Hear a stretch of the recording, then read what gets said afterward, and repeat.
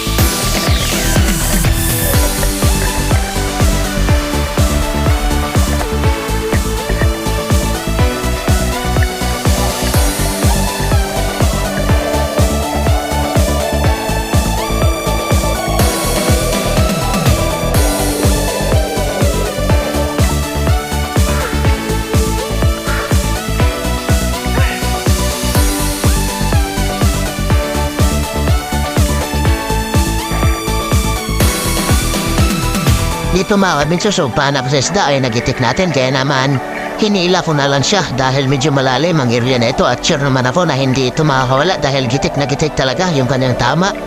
At nahirapan ako dito mga kabinsos dahil naubusan ako ng hangin kaya naman hinila ko na lang yung lubid at doon ko na siya sinicure pagdating sa itaas.